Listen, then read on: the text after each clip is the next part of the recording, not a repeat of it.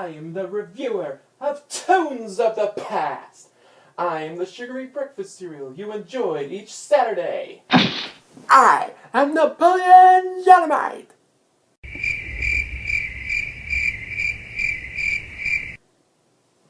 Okay, that was incredibly lame.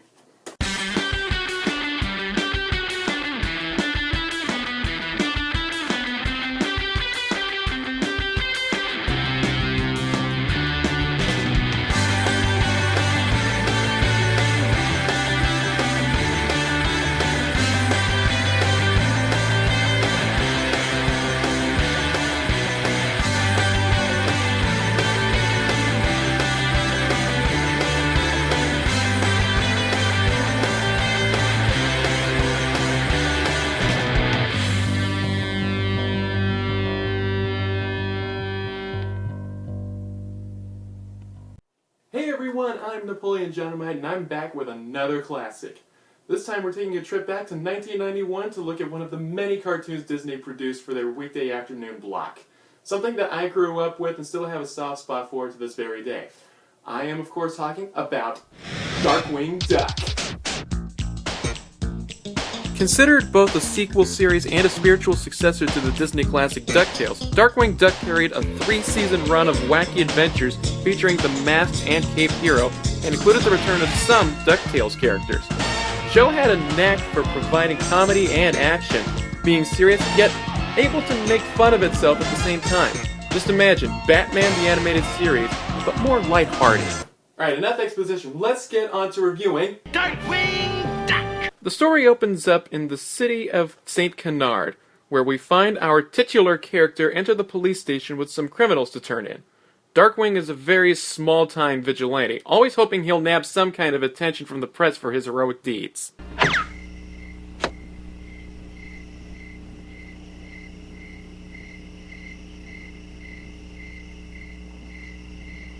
So where's the press? I thought this was the age of media glut! They're probably out looking for the newest celebrity to step out of the closet, or the next big racist.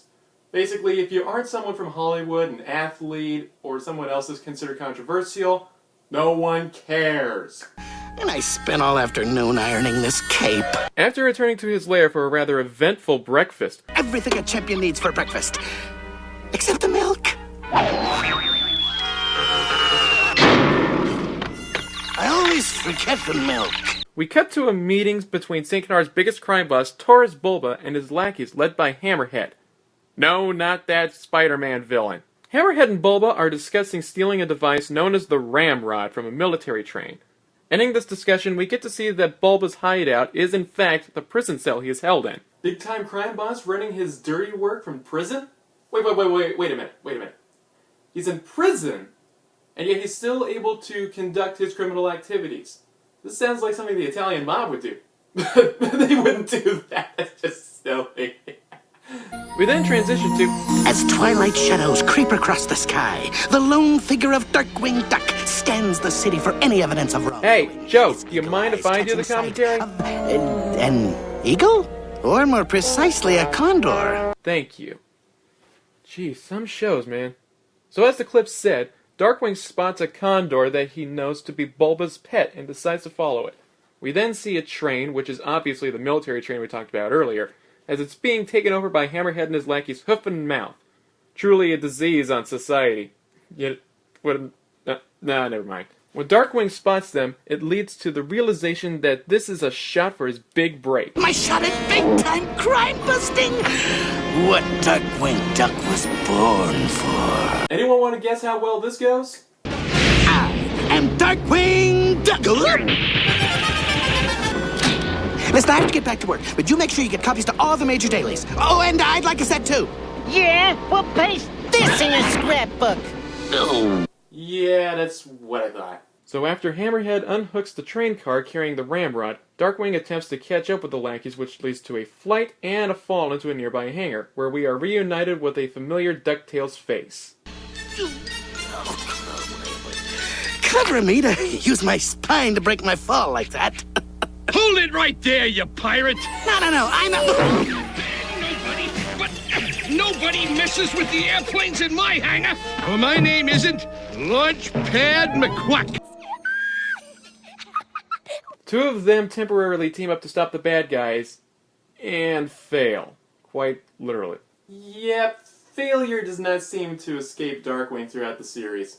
So much for being a great hero, am I right? Bad guys then continue their plans by searching for the only one who would know the activation code. The granddaughter of the scientist that invented the ramrod, Goslin. Coming through! All right, play it where it lays. Ouch! Go! And if you're wondering, that is the same voice actress who voiced Chucky from Rugrats. She is an orphan and our MacGuffin for today's two-parter. Hammerhead and his cronies attempt to kidnap her. Surprisingly, or maybe not, the owner of this orphanage is a total idiot. Darkwing swoops in to save her. After a long chase scene, Darkwing takes her back to his hideout to keep her safe. Later, Bulba decides it's time to make his prison break and lift off in his mobile hideout. Surprise, there was a spaceship the entire time. That marks the end of the first half of the pilot. What happens in part 2?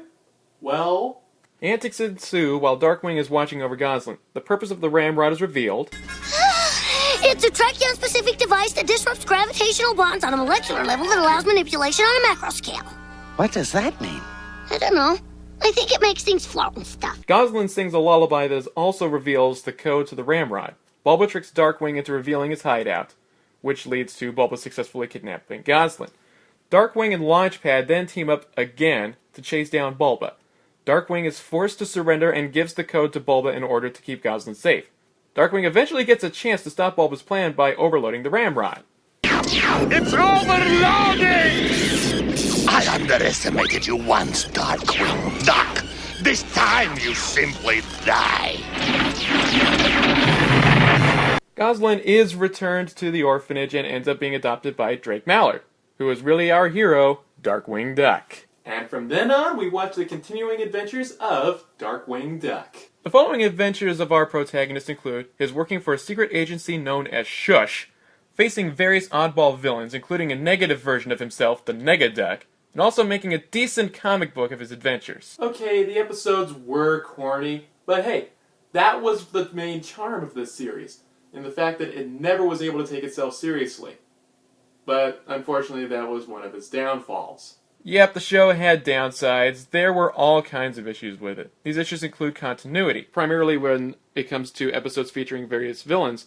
They would be introduced in some, but those introductions would not be appearing until later episodes in the series. There were even issues with Darkwing's own backstory.